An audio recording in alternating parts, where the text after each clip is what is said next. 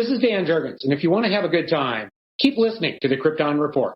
Jason J. Lewis, the voice of Superman on Justice League Action, and you're listening to the Krypton Report. Hi, this is David Patrick Wilson. I played Superman, Clark Kent, in the television production of It's a Bird, It's a Plane, enjoying every minute of being right here on the Krypton Report. Look up in the sky, it's a bird, it's a plane. Welcome to the Krypton Report podcast. I am Tyler, the Superman of Blue, one of your hosts. We have with us today James, the Superman of Red, Cole, and Alora. Hey.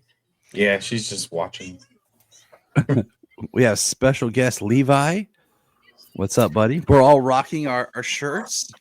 You can't. I mean, you can't not rock it at this point. I know. The next time we talk, guys, we will have seen the film. Now, we can't do this without a fourth, right? We have a special guest, and who says that Marvel and DC have to fight? I ran into a Marvel hero, and he wanted to join us. Welcome, Spider-Man. Me? Oh. Look at that. Spider-Man is here to join us. I am. I think Spider-Man would fanboy out over Superman.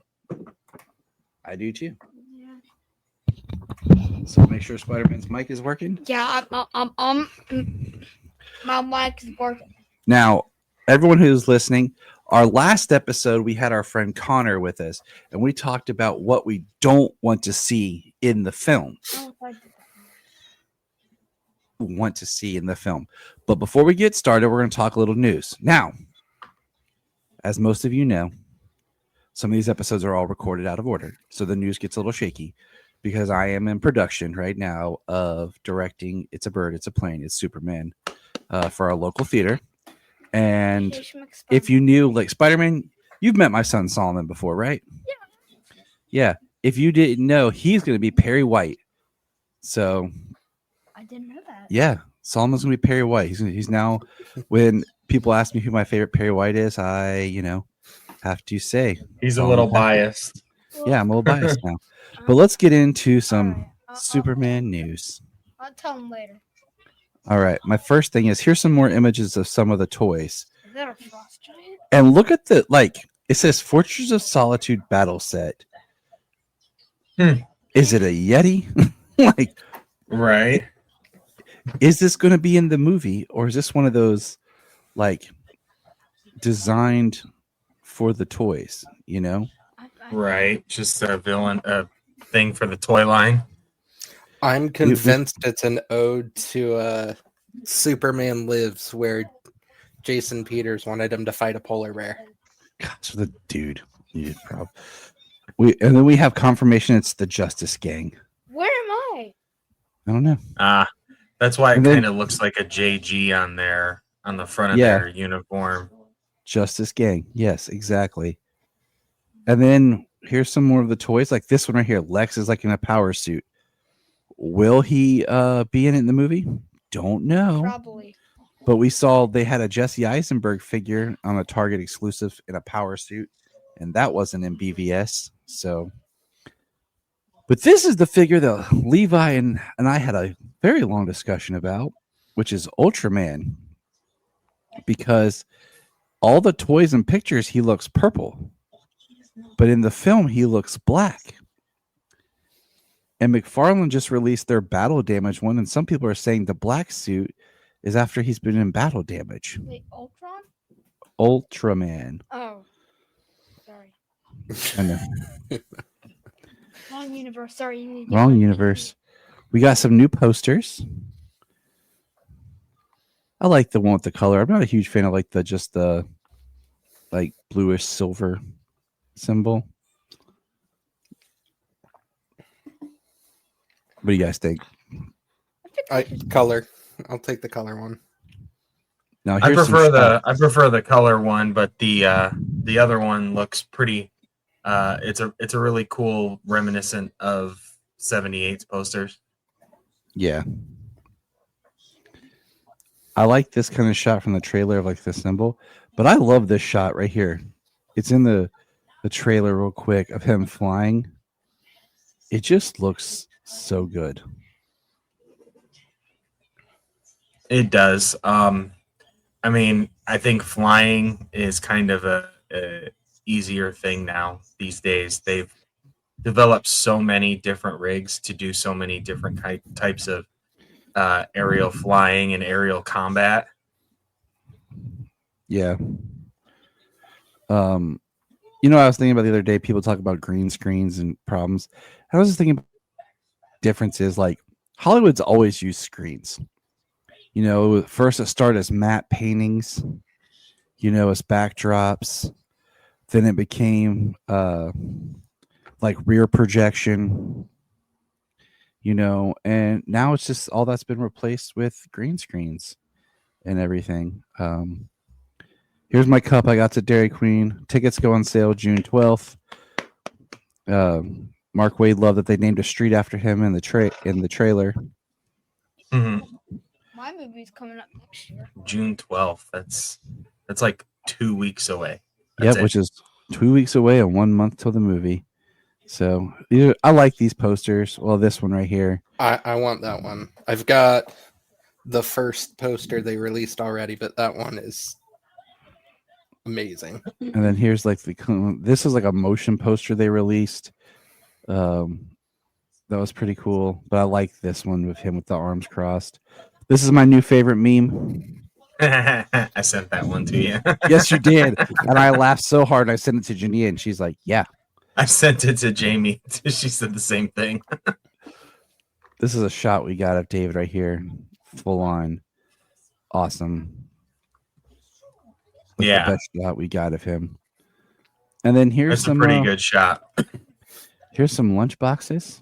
Oh boy. And like school gear. Guess what my next school year is gonna be. Yeah. See, even Spider-Man. I got a rolly backpack. My 2.5-year-old son definitely needs school gear. Yep. See, and Levi and I are already talking about we're picking out his bedroom stuff too. Tell him sit But high. but all right, let's get into it so that I can kind of work with my mouse here because my mouse is dying on me. Because I didn't even know it needed charge till we started. So but we're gonna talk about what we want in the new film. And we talked about a little bit. Go back and listen to our last episode, peeps. There's a difference between Superman that we've seen on film and then what was experienced on TV. There's been a lot of different things that have been explored on television, be it Lois and Clark, The Adventures of Superman, Superboy, Smallville. Maybe you've heard of that show, Superman and Lois, and even Supergirl. So we'll kind of we'll probably have the same conversation next year too when we get ready for Supergirl. So it's kind of like for general audience, what are things that if we're looking at Superman the movie, okay, the Chris Reeve era, Superman Returns as its own thing, Man of Steel, and now this. If that's what we're looking at as Superman films, what are things that we want to see that we haven't seen yet on the big screen? And like we did last time, we'll start. It'll go Spider-Man, Levi, James, and I'll go last. So Spider-Man, what's something that you'd like to see in this film? Me, of course. Oh yeah, I mean that was a great book, a great comic, Superman and Spider-Man together. So that I would like to see that on film for sure. That would be pretty cool. Also maybe Brainiac. Okay. Maybe. All right, so Brainiac's a good one. I would like to see Brainiac, but I'm going to say this. I want to see Brainiac in this universe, but my pitch, which will be dropping the day after the movie comes out on my YouTube, is I think I would love to see the sequel be based off, the Jeff Johns, Gary Frank Brainiac story with Supergirl, and kind of sequel to Superman, be a Superman and Supergirl team up going after Brainiac. Sorry. I would love to see the skull ship as a post-credit scene. So, Right. you guys' thoughts on Brainiac? Go. Brainiac in a movie is way, way overdue. I mean, it was the proposed sequel to Superman Returns, so it's been permeating for a while, but the fact we haven't got Brainiac on film is kind of a crime at this point. It is. And that's why I think for the sequel to this movie, it'd be the best villain, since we already have this movie stuffed and we're establishing. But this is why I think Brainiac is super scary. And it comes from a movie that many people probably don't give a crap about, which is Live Free or Die Hard. The scene in that movie where the guy sitting there and he pulls up on the computer, oh, John McClane. And in a couple of keystrokes, he deletes his pension, deletes his history, deletes his bank account, and basically makes him cease to exist. And I was just like, oh, if you had a villain that could do that, of all the things that we run on computers, hospitals, electric, power, sewer, our money, world so fast. Oh yeah, that would And cause a global collapse. And that's scary. I can't even stop that. Okay, so like here's an example. I went to Wendy's today and I pulled up to the drive-thru, and the drive-thru was an AI system. It was an AI voice that I talked to that took my order just as and typed it out as if I was talking into my phone. I didn't even interact with a person. I talked to a voice, like I was saying, "Hey Siri," and I started dictating to it. And then I pulled it Right. and picked up my food. So yeah. Anyone else's thoughts on Brainiac? Yeah, I mean, I want to see Brainiac. I'm just not sure that we'll be seeing him here if he is anything but a post credit scene. But absolutely, I want Brainiac. I don't. If Brainiac was in this, I mean, I would definitely think that it would be way, way overstuffed. Yeah. Now I want to change my pitch because I feel like Brainiac maybe next movie. I feel like you Tyler and James and Levi was right. It's okay. We're not here to talk you out of it. Yeah, I mean, if that's what you want to see is Brainiac, maybe you just want to see Brainiac as a post-credit scene. See? Yeah, absolutely. But all right, whose turn is it? Levi? Is it your turn? Levi. Or yeah. So I was Levi. thinking about this a lot today because I knew this is what we were talking about. I want to see a lot of Clark Kent, but not the Clark Kent facade. I want like Clark Kent the man, if that makes sense. Mm-hmm. I was thinking Superman and Lois, like when we see Clark interacting with his family and the people who know he's Superman, that Clark Kent is what I want to see. Like the confident reporter who can, handle himself when he's not being Superman. Because I feel like we've never got a ton of that in the movies. We get a bit of it with Man of Steel in the beginning, but we don't get like Clark interacting with people that he loves, not being the bumbling reporter. Well, I mean, okay, so like with Man of Steel, it's very much him as Clark kind of figuring himself out. Yeah.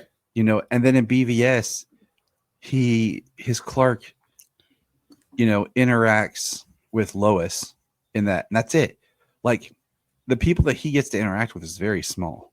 Yeah. And that's one of the negatives in that movie is he doesn't really get to move around, and like his interaction with Perry, his interaction, like it's just everybody, like his whole reporterisms. And I'm going to kind of piggyback off that. I want to see some investigative journalism from both Clark and Lois. And I mean, we know in the trailer, we get that great scene of Lois, interviewing Superman, but I want to see him as a reporter, and what that looks like. That's way overdue in the movies too. Exactly. Yeah. I mean, we get that scene in BVS, the extended cut, with him on the ferry, going over and talking to him, but he's investigating Batman. It'd be much better if he was actually investigating a story. My pitch for a Superman movie has always been it's more of a Clark Kent reporter movie. Superman is the secondary character that comes out because of what Clark's investigating. I like it. Yeah. All right, Spider-Man, we're back to you, buddy. What's something that you'd like to see in this new film? Well, I would probably like to see.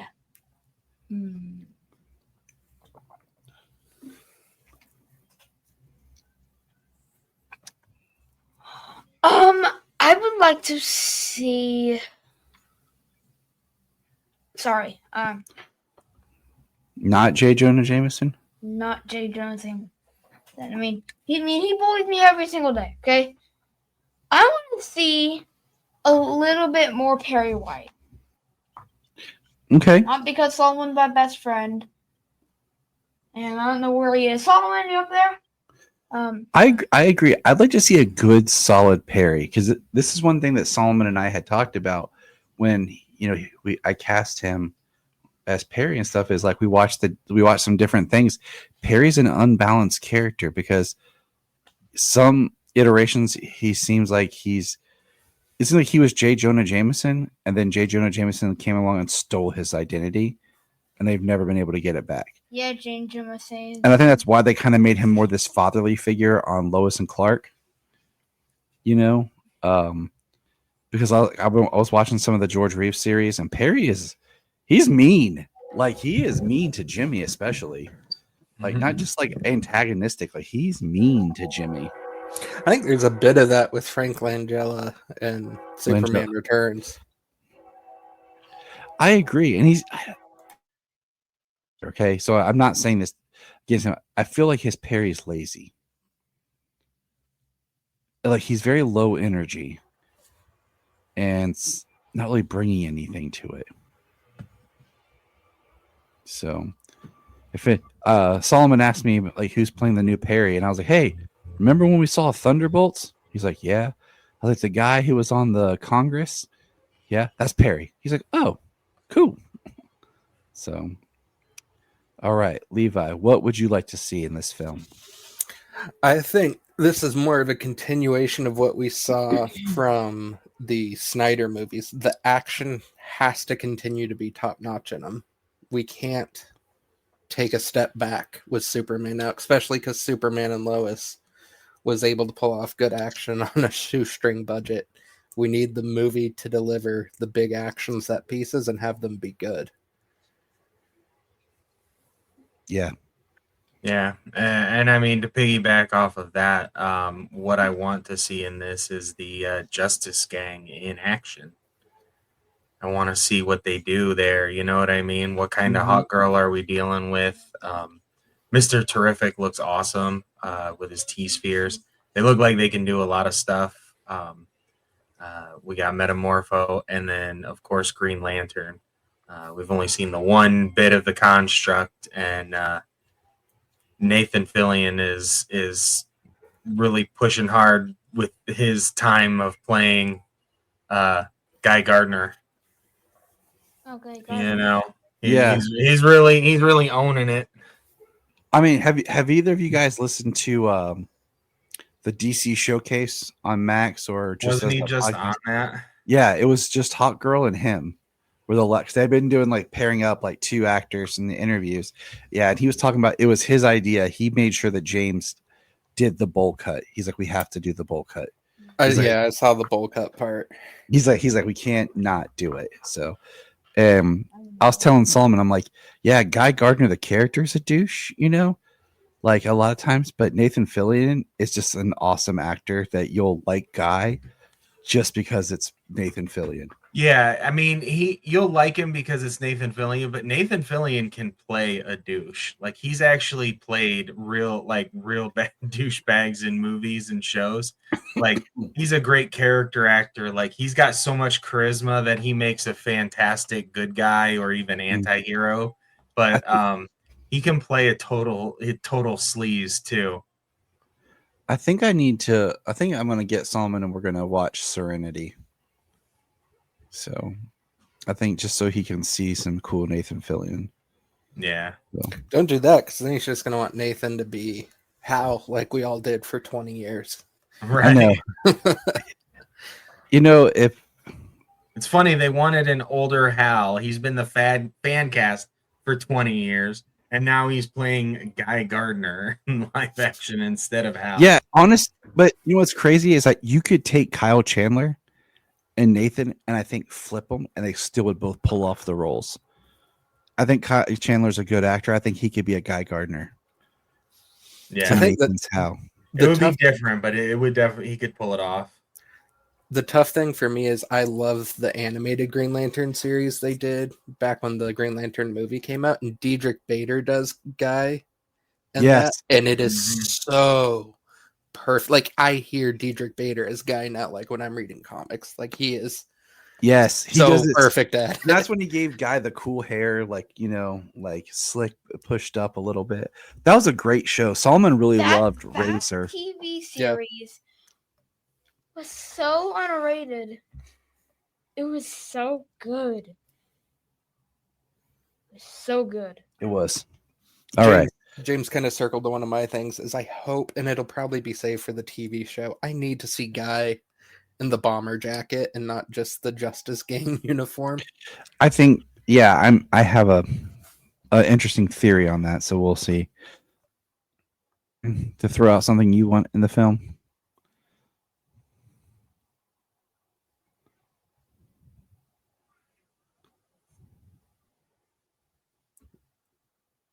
Do we lose James? Can you hear us, James?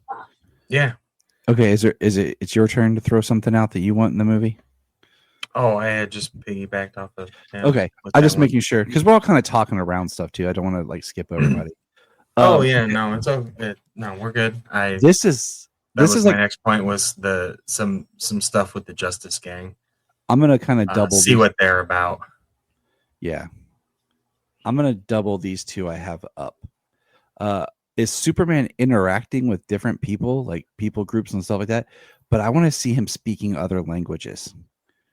Like that was one thing that I loved in Superman and Lois is like when he saved different, you know, he would save everybody and then he would like respond to them in their language. And I think that's a beautiful trait of the character that helps make him feel like he is a citizen of the world, is that he's learned the other languages so that he can communicate with anybody. And I want to see that in a movie because we have not seen that on the big screen yet. I think we also forget that for, I don't know, decades in the comics, Superman is a genius level intellect. So, yeah.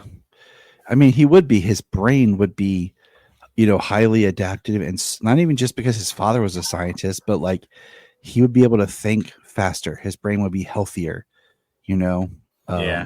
Yeah, I always like that, and that not that he's like one of the smartest people in the DC universe, but certain things like his memory, talking about like a steel trap, he's got like photographic memory. Anything he reads, learns, sees, you know what I mean, for the most part. But like a scientist who can cure cancer, he is not, you know? That's why I love that part that's one of my favorite scenes actually in Superman Doomsday.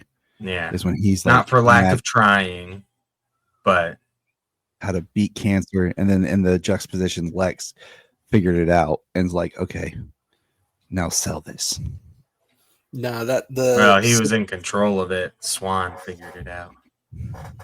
Superman Earth 1, where he's trying to find a job, and I love the scene where he gives them, I don't remember what the equation is, so he solves some equation for a company during an interview, and decides, no, I don't want to do that. And then like he has the opportunity to play sports, and he's like, no. And I love that because it shows that he can do anything, but what he chooses to do, he has a reason. All right, Spider-Man. Back to you, buddy. What's something else you want to see in the new film? Maybe.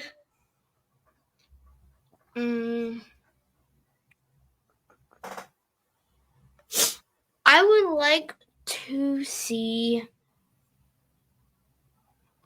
a form,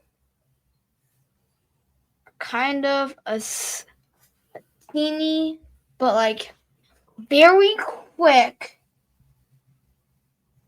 dark side. Ooh. Okay.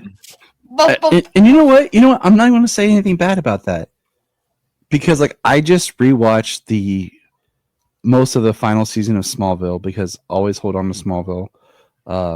Podcast friend Zach Moore just wrapped up. He just aired 10 seasons. Yeah, and he did the finale, and so I rewatched it, and like, there's a lot of cheese in there and over melodrama, and the finale is not strong, but there's a lot that I liked what they did with the mythos of Darkseid and the way they were trying to do Darkseid that I think is really an interesting idea, that putting Darkseid more as this evil that kind of lurking everybody, I think could be really interesting. But so yeah, I'm not even gonna put that down. I also really like what they've done with Darkseid in recent years in the comics, where Darkseid is a constant. Every version of the multiverse has Darkseid, and Darkseid is always trying to destroy the multiverse. He's the Galacticus of DC. He is. There is one Darkseid over all of the multiverse. Yeah, like there is. And he is the antithesis of basically life itself. I need to go back and reread Darkseid War. Is he stronger than Thanos? Yeah, I would say so.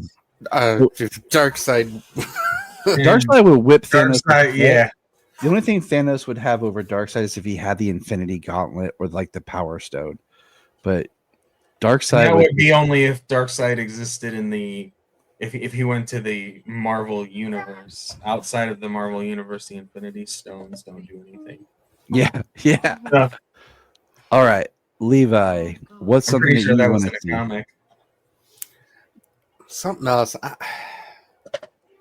I think coming off the high of Superman and Lois, and particularly Bitsy as Lois, I want to see Rachel Brosnahan really like own this role, and I want Lois to have like, we get hints of it, a meaty role with that interview with Superman where she's really challenging him and making him get emotional. I want so much of that in this. Like, I want Lois to be an equal to Clark and Superman.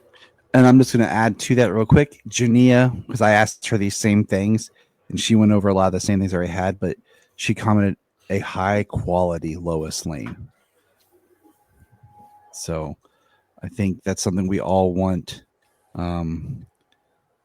is a really good Lois Lane. And Amy Adams was okay, but after Man of Steel, they kept diminishing her. And I want to see a good Lois Lane. One that ended up being like one of the downfalls of the DCEU. You know what I mean? It was so rushed and jam packed, and then put on this epic scale, this epic tale. But it was like living in the world of the gods. There wasn't people on the ground for the most part. There wasn't the Daily Planet staff. It's going to be a complete juxtaposition from what we got before to this, because James Gunn and the interactions that he normally has in movies, there's always people interacting. He's got a lot of interactions happening and going on. So we're going to get to see a lot of people, and we're going to get to experience this world in a different way than we have for over 10, 12 years now. Even more so than anything we got on Superman and Lois. And you're talking about interacting with people. Like I'm jumping around in my list, just because it's fun that way. Well, like I'm talking about like Superman being able to act as Clark against people at the Daily Planet, against the Justice Gang. Well, that's why the villains. You know what I mean? He's going to have a personality and interactions with everybody. We've got the Daily Planet crew. Okay, we know them, but these are who I want too, and they don't even have to be big parts in the movie. Just a scene. I want Bibbo, Maggie Sawyer, and or Dan Turpin. Yeah. So one of my wants for it was Bibbo was going to be I want an interaction with Jimmy and Clark, maybe having lunch, maybe going to the Ace and seeing Bibbo there. And I want to see that. It doesn't have to be a big scene. You know what I'm saying? It's just like they walk in, hey, Bibbo, hey, guys, soup's on me, you know? Yeah. And I'd love to have more of a Bibbo of the way that Bibbo was done in the Death of Superman animated film. Like, that's my favorite version of Bibbo that we've gotten in other media. So I would really like to see that. And then, like I said, if you have one scene where Superman helps with some stuff and the cops are picking up, you know, they're arresting, and you have Dan Turpin and or Maggie Sawyer just to kind of help bring in those characters. Like it's a one scene, you know, and they're characters that can be very organic in the story. So, all right, Spider-Man. What's something else you'd like to see in the film? I would like to see Jimmy's signal watch. Ooh, the signal watch. Yes. I like that. Because I think, you know, just to piggyback off that, if we're going to do the signal watch, I'd like to see Jimmy have a friendship with Clark, but also with Superman. And my question I'm going to throw out to you guys: do we want Jimmy to know the secret? Want Jimmy to think he knows. I mean, they could play with that, but if he does learn it, I would prefer it to be in a later film. What do you think, Spider-Man? Okay, I feel like at the end of the movie, he learns it. I'm going to split the difference. I'm going to go the My Adventures route, where Jimmy knows, but he plays it kind of dumb at times because he's waiting for Clark to tell him. That's what I'm thinking. You know, it's like, because that was my favorite part of My Adventures. He's like, of course I knew, dude. You broke all the alarm clocks. You broke the door handle. I think sometimes you get the CW effect where you get someone with a secret identity who suddenly has a team of 10 people who supports them, and it's like, but that's not the character. That's not the relationship they should have. I just want Jimmy and Lois to know. I mean, that's it. And because I want him to give, like, you know, in Man of Steel, it worked great with him and Lois. Okay. In BVS, it was just him and Lois. He didn't have anyone else to kind of bounce ideas or talk to. But I like the idea that he has Lois, but he also has Jimmy. Just to give him someone else, because I don't think the Justice Gang should know he's Clark Kent. You know, they should just know him as Superman right now. Yeah. And you know, the you're talking about the CW effect, Levi, is like that got to be one of my problems with the Flash. Is like freaking Barry every time you turn around is like on the Flash. Like, right. What? Barry? It's like, dude, stop. Like, surprised he didn't pull an Oliver or an Iron Man, go do a press conference and go, I'm the Flash. Yeah, for real. I'm surprised that like the captain. I don't think the captain ever found out, because like he disappeared. Like, I'm surprised by the end of the series, like you said, no, not everybody knew. No, I'm pretty sure Singh found out. I'm just trying to remember. Pretty sure Captain Singh found out.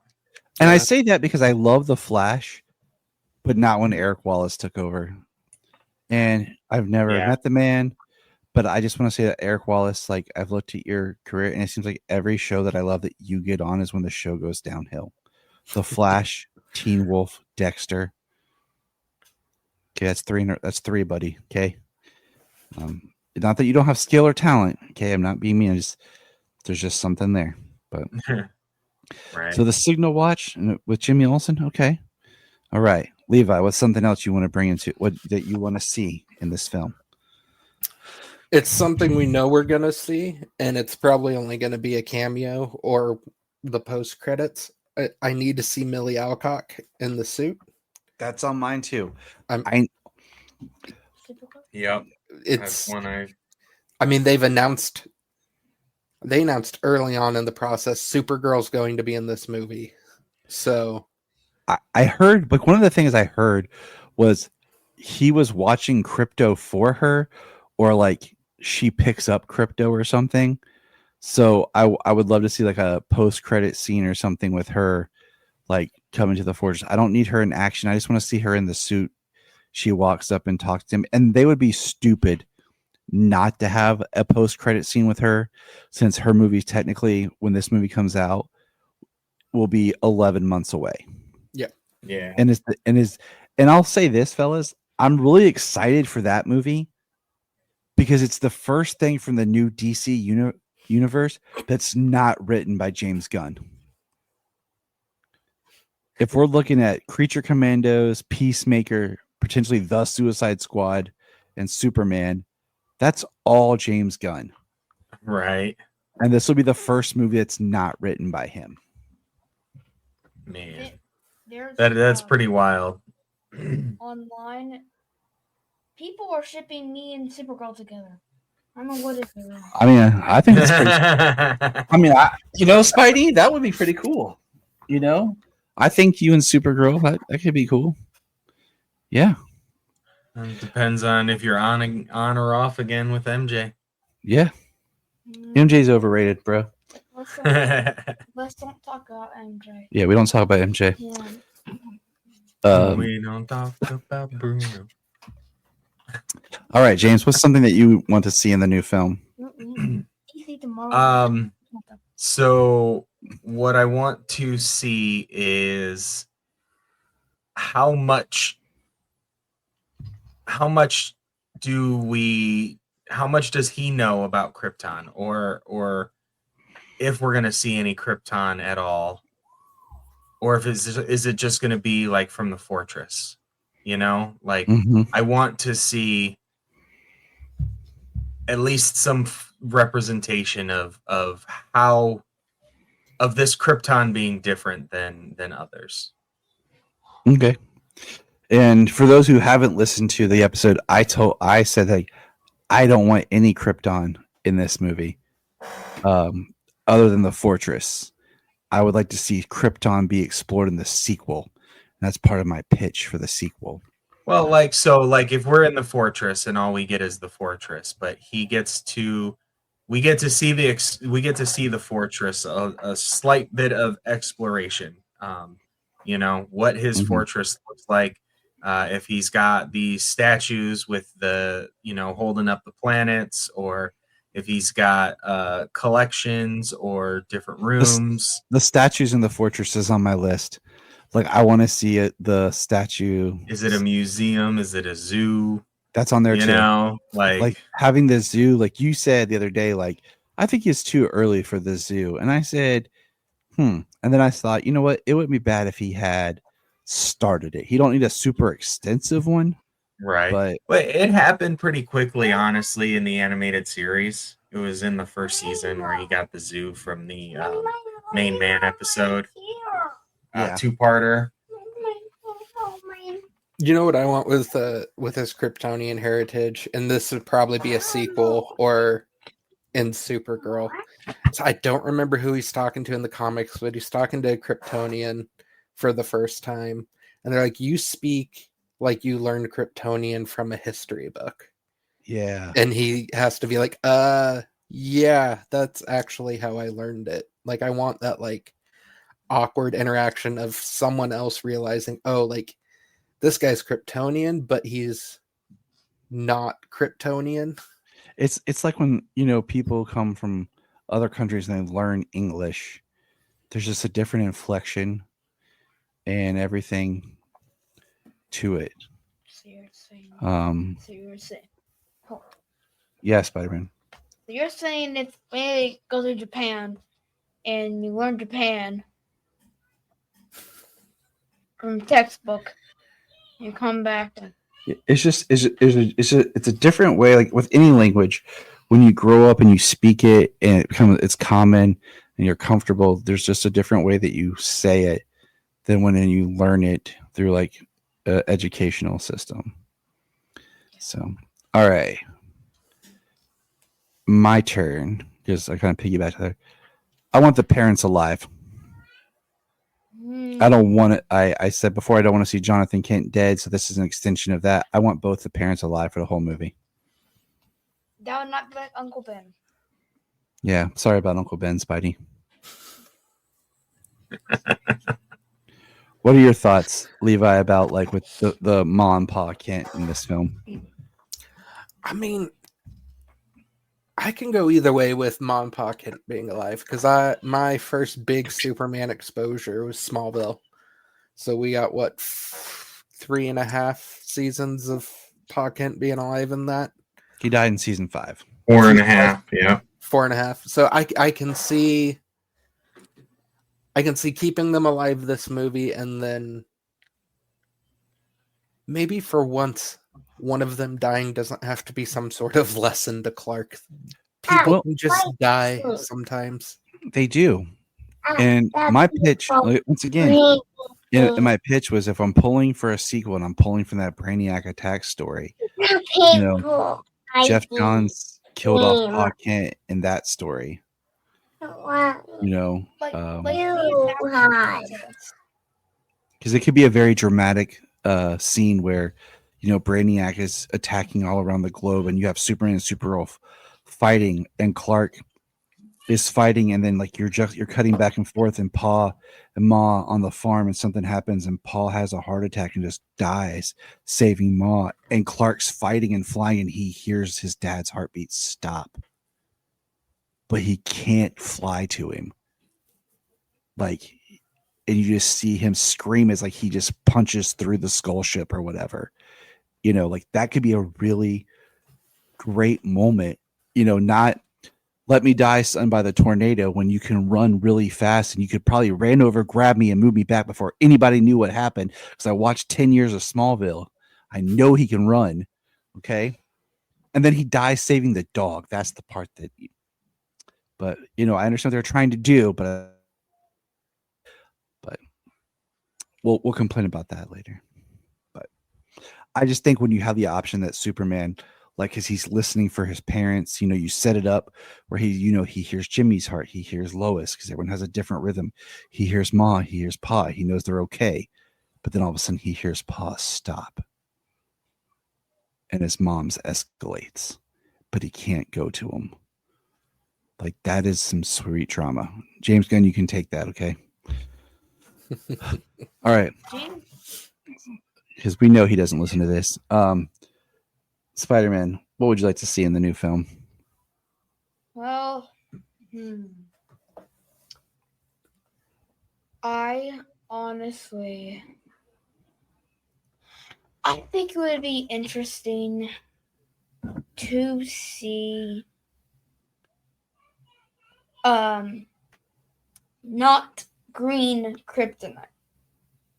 Okay. Now, we've never seen any other color really on film. I think the synthetic was in Superman 3 was kind of like red, wasn't it? Right? Yeah. I'm trying to draw a blank at the moment because I've only watched Superman 3 a couple times. Blue and red.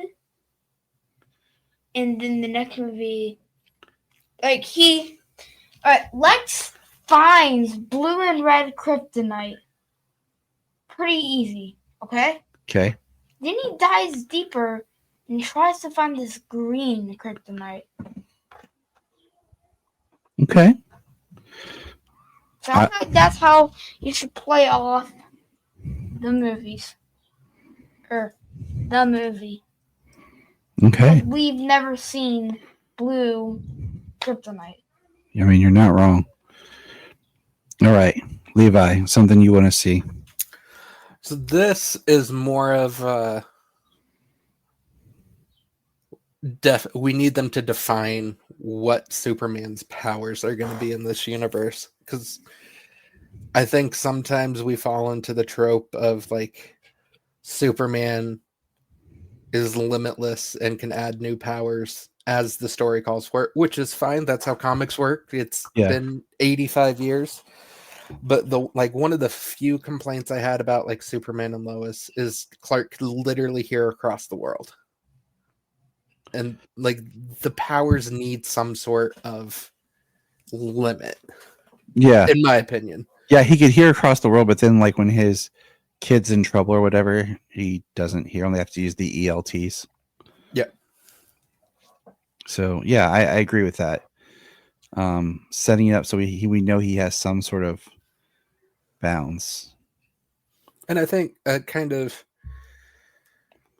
James was talking earlier about like the difference, wanting a difference between the DCEU. The DCEU definitely treated the heroes as the Greek gods. And I think giving Superman some sort of defined limits steps him down from that godlike being. And it could be, you don't even have to do like the 1930s and 40s where he's definitely got like firm power limits, but you can definitely animated series depower him a bit and still keep it plenty interesting.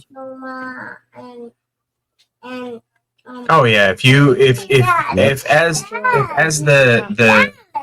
as the universe were to continue to grow, and the threats become larger and larger, I mean, being able to have a hard time and be able to push past limits in further iterations is, like in this one, he's got fractured bones and punctured organs or whatever, in that extended scene that we got to see.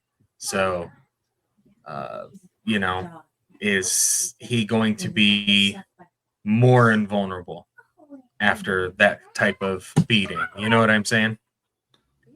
Mm-hmm. Kind of like a Dragon Ball Z Saiyan kind of thing, like getting stronger every time you get beat down, come back stronger. Makes sense.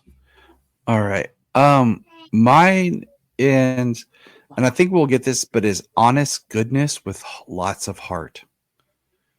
Like just that, like, Superman Returns had moments, but it also had him kind of doubting himself and the world.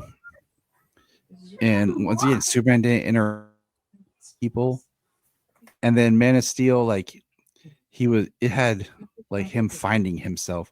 But I want to see like the genuine, like just goodness and heart of the character. Who the character knows who he is.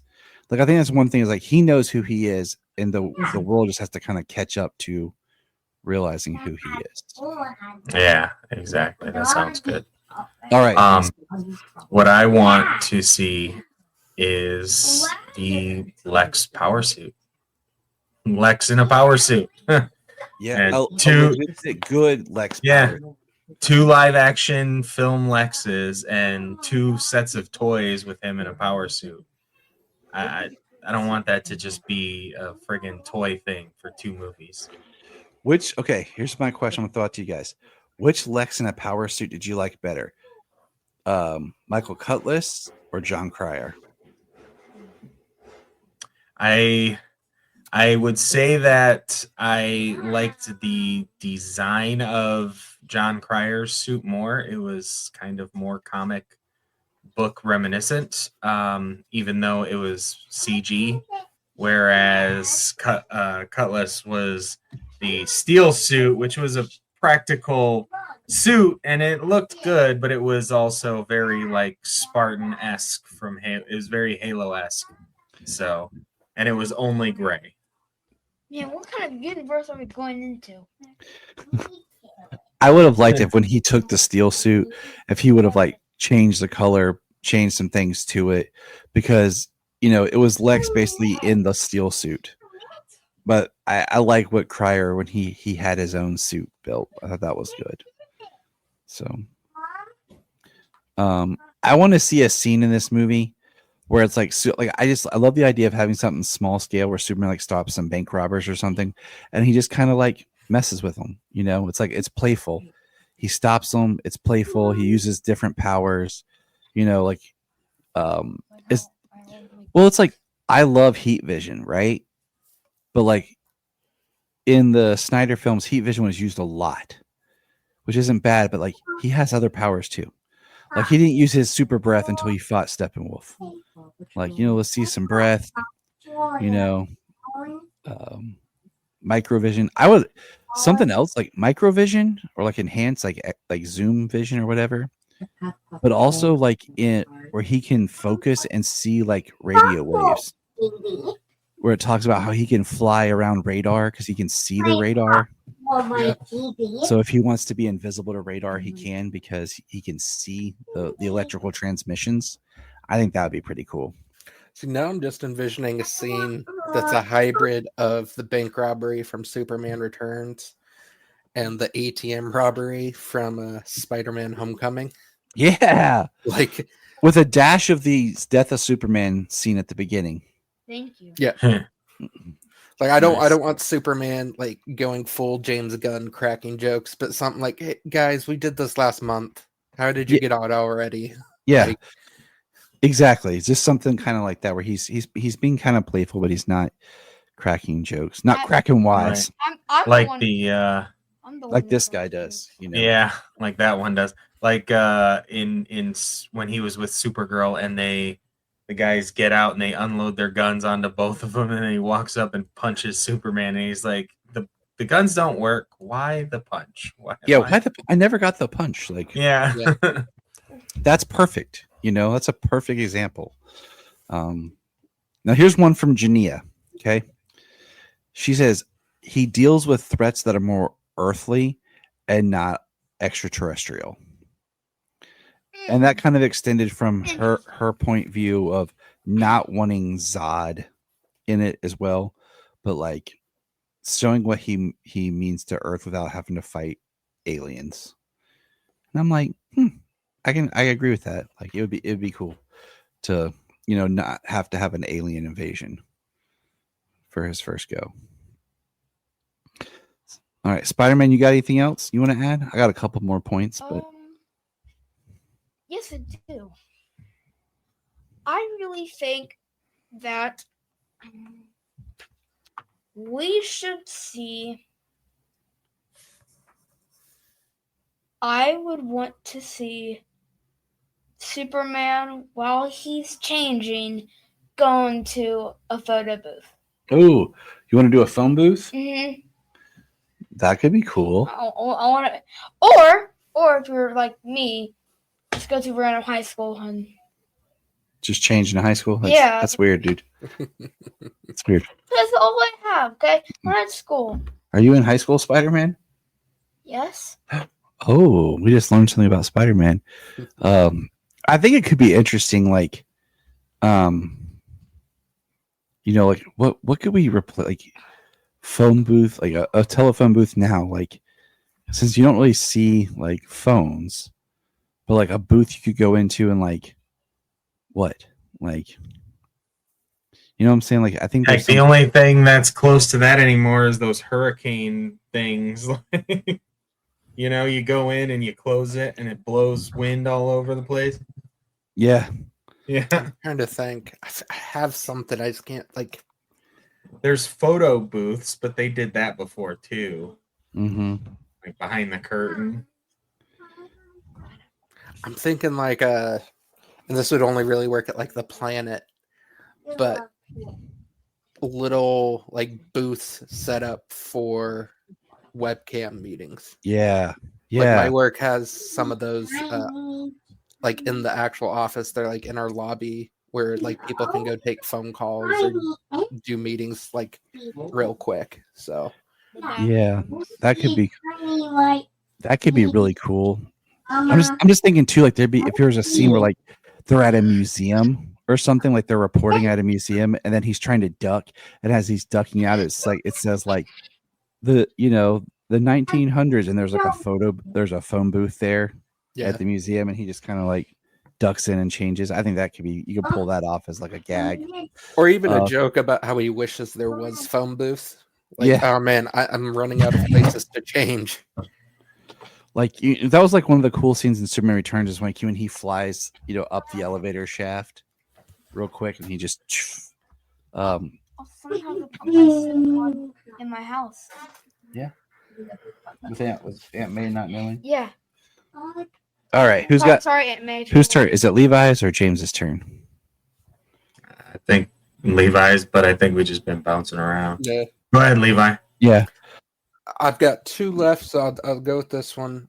I want Lex to be scary. That's what Jania has too. A really good Lex Luthor. But yes. I want him to have that like businessman kind of like not quite Jesse Eisenberg levels of not goofy, but kind of out there. But like that's still like, oh, this is a young CEO. He's got that like WeWork CEO mentality in public, and then behind the scenes, like the stuff we've seen in the trailers where he's got the gun and he's threatening people and being menacing. So like a bit more like Michael Rosenbaum's Lex, where like he can turn it up when he needs to, but not quite as far as Michael Cutlass. Yeah. With the screaming rage. I want that in Lex, but I want the Lex that's really like slick to where it's hard to expose him. Yeah. Kind of like John Shea is, where Clark knows the real Lex and that he's trying to prove it, but Lex is so squirmy and slick that he's got people fooled, that a lot of people are really on his side. And like, even if like this movie, comes apart at the end where, all the villains get taken down, I don't want Lex to get taken down. I kind of like the idea that he kind of finds a way out of it and lives free to fight another day kind of thing, because that's kind of how he is. That shot from the trailer, that like blink and you miss it of Superman confronting Lex and tossing his desk across the office, that needs to be at the end of the movie. That needs to be like Superman, like this. We don't know what the floating eye in the sky is. It looks like the kaiju is probably going to be Lex's fault based off the toys and stuff. But like, we need Superman to be like, I know what you are. You haven't fooled me. We Solomon recently just watched the pilot of Lois and Clark with me, and that part at the end where earlier Clark or Lex talk about he likes being in the tallest building, so people have to look up at him, and then Superman just goes up and says, all you have to do is look up. Putting Lex in his place right there. All right, mine, I don't know, I miss him. Mine, go James. Well, so really the last one that I have is, so we see that everything is even marketed now kind of as Ultraman. So if that is Ultraman, I would want it to be a more like the Ultraman that we know from Earth 3. Like in the Forever Evil one version of Ultraman, the sunlight weakened him, and that would explain why he has an entire suit covering him from head to toe. Yeah, you know what I mean. Only potentially, if we get a shot of him snorting kryptonite too. Yeah. So, because I was thinking like for the DCU for movies and stuff, when it comes to Justice League films and your team up films, I don't think like crisis level stuff is going to be feasible for a good long while, if ever. But a crime syndicate invasion from another world, a la, Forever Evil or something, could be a viable, Justice League movie, Justice League idea. So, to have maybe the real Ultraman imprisoned on this earth, and the rest of the crime syndicate eventually makes it over to Earth to free him or something. That would be. So yeah, just for him being Ultraman, I would want him to be a traditional Ultraman that we know in some form. We talked about this the other day, Tyler. I think if they're gonna do that, if they're gonna do the multiverse, then they have to like fully embrace it. They can't like half-ass it like Marvel did for 5 years, where it was like, oh, Mysterio claims he's from an alternate Earth. Oh, he's not. Oh, this person says they're from an alternate Earth. They're not. Oh, we're going to mention the multiverse and call this the multiversal saga, but there's only one movie that actually deals with it. Or the movie's really tied in the multiverse of madness, and really that is just him in one scene crossing different verses as he falls through. If they're gonna do it, then do it. I wonder if maybe Lex finds a way to open like a dimension, and it like links to say Earth 3, and that kind of goes back to something that we saw potentially on Peacemaker. I don't know. Trailer. Yeah. Where we see all right, my turn. I want to see kids loving Superman. Like, we got a video recently of behind the scenes of David Cornsweet interacting with the kids on the set and of a scene filmed. And I want to see that in the movie. I want to see that type of interaction with Superman and kids. I want that. So I have one more. Levi, do you have one? I've got one more. I think we talked about it a few weeks back when we were talking about the movies. And it's from Grant Morrison. Superman's word is not hope. He inspires hope, but his word is action. He's from Action Comics.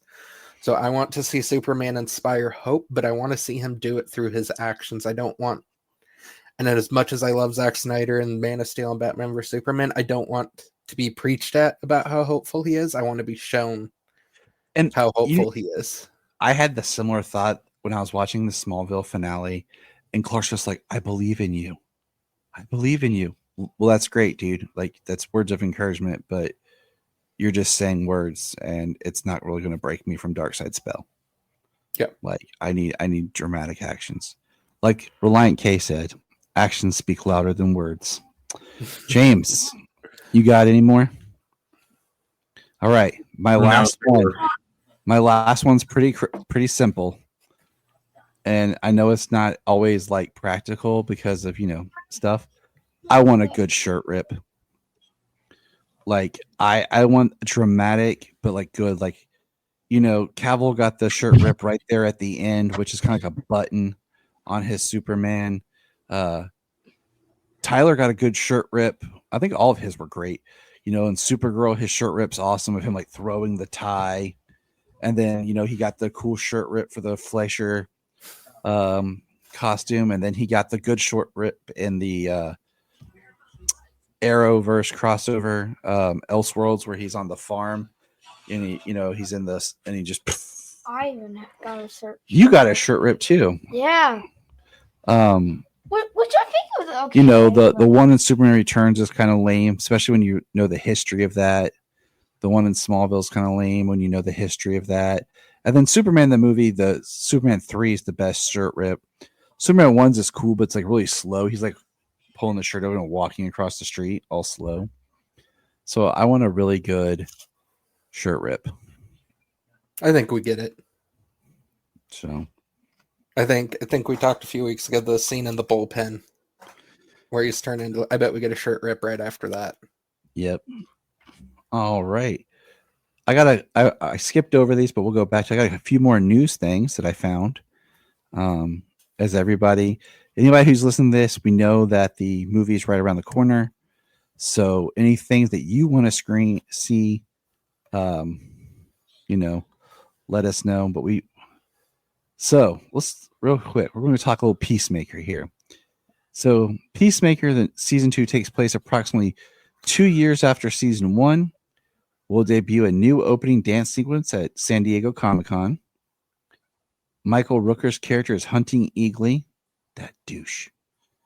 A new look will be showcased at San Diego. This ties directly into Superman and what comes after. One major cameo near the end of the season. Other DCU characters will make an appearance.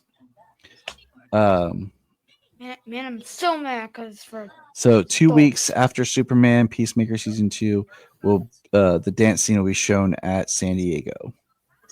So what are you guys thinking on Peacemaker tying in? Any new thoughts, or just kind of like we'll see? I'm just surprised how quickly they're trying to launch a connected universe after all the talk of if it connects, it connects. If it doesn't connect, it doesn't connect. James Gunn should call me and be like, Well, I think in the last couple of years, I actually had a conversation with a buddy at work about this.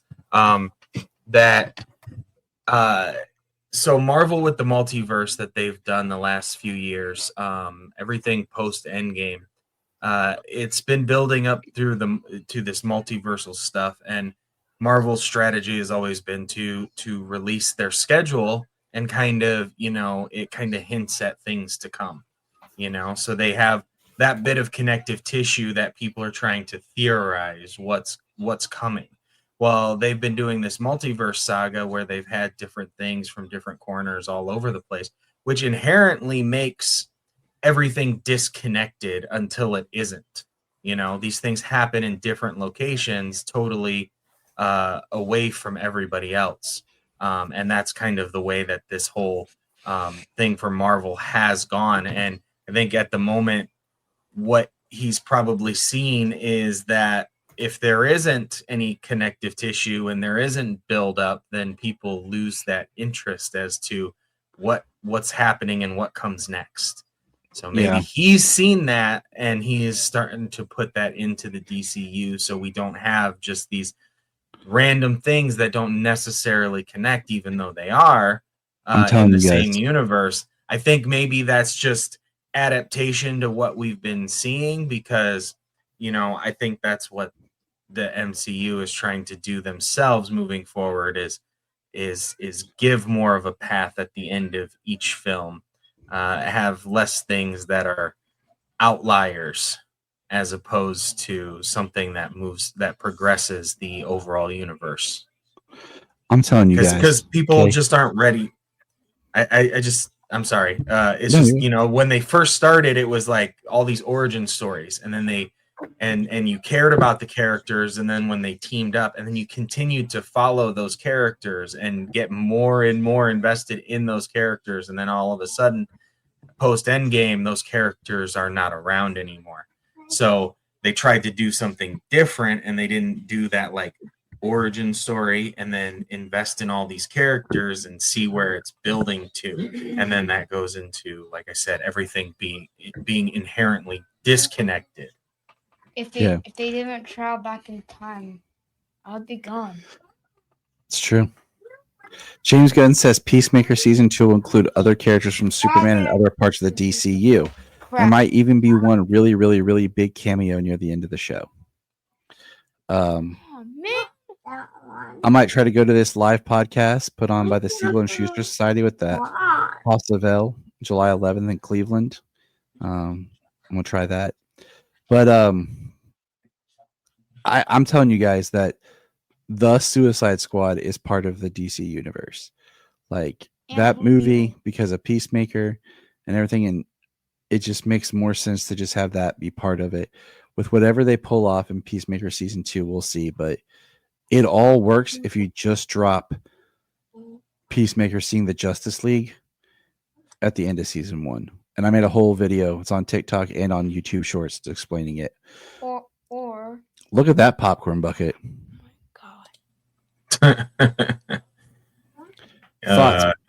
Eating out of Superman's bottoms, huh? From under cheese seasoning. I'm just like, now these cups over here and stuff are cool. That's from Cinemas. Like Certain cinemas will I have think that stuff, They and should have redone the symbol. yeah, they should. The popcorn bucket as the symbol would have been awesome. They're getting out of hand with these popcorn bucket things. Like, I just liked it when I used to get the AMC like metal tin popcorn buckets. Like Mhm. I got Star Wars, Spider-Man, Black Widow. I think it's the last one I bought. Those were cool, but this whole new trend of popcorn buckets is getting crazy because they're not even buckets for popcorn. They're just cool things. But I wouldn't mind having these collector like Slurpee looking cups over here. Like there were crystal. When I went to the movie theaters to see Godzilla, and that was when I was dating MJ, and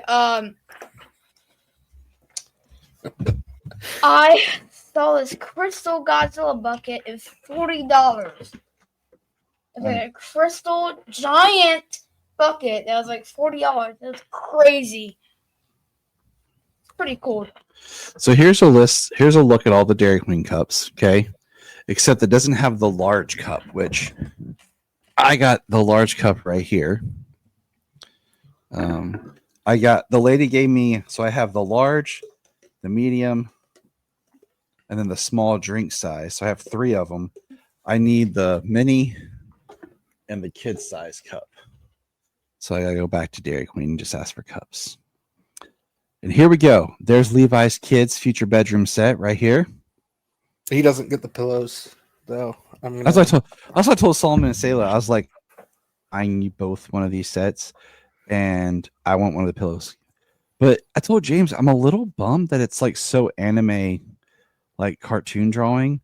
Like my blanket's dirty right now of the one that I got from Man of Steel, and like it's more like a drawing of Superman, but it looks real.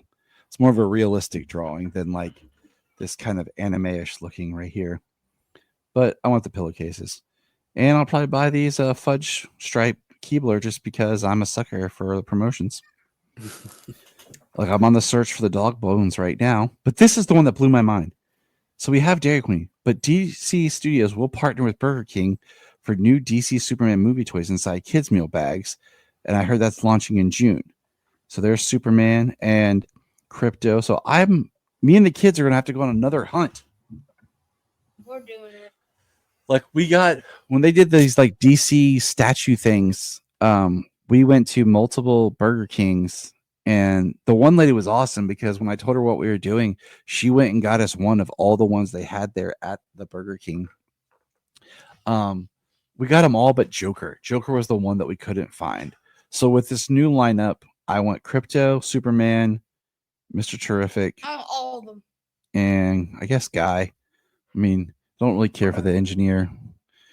I guess the engineer's the only one I really don't care yet. But I called it, guys. I want Lex. I said Burger King, and I'm happy because we all like Burger King. Marvel never does this stuff for me.